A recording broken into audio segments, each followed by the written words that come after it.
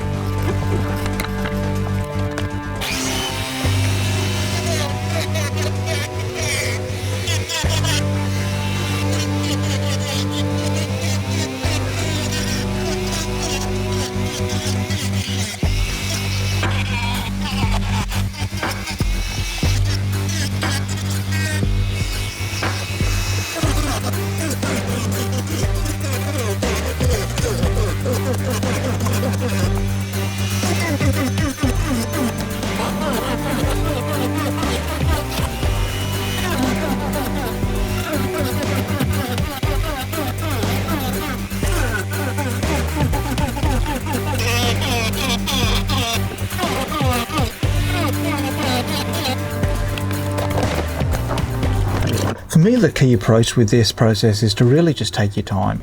You don't want to rush it, so I'm just really taking using the disc here to get the majority of the plastic off. Then I'll go through with the sanding bit here, and I find I get a lot more fine control over that, and I get really close to the line.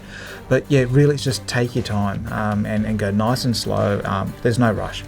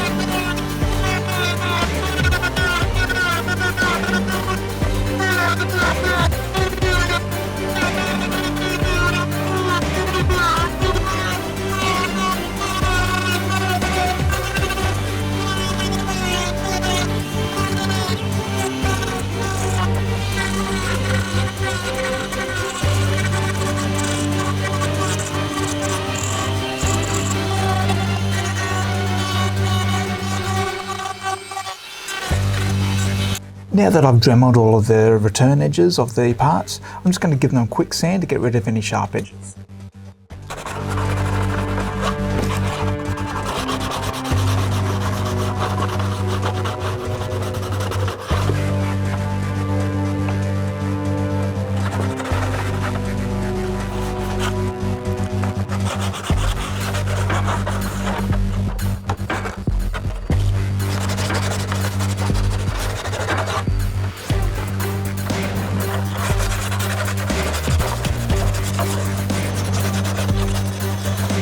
All of the return edges are now reduced, so that's going to be a lot more comfortable to wear, especially around the shoulder here.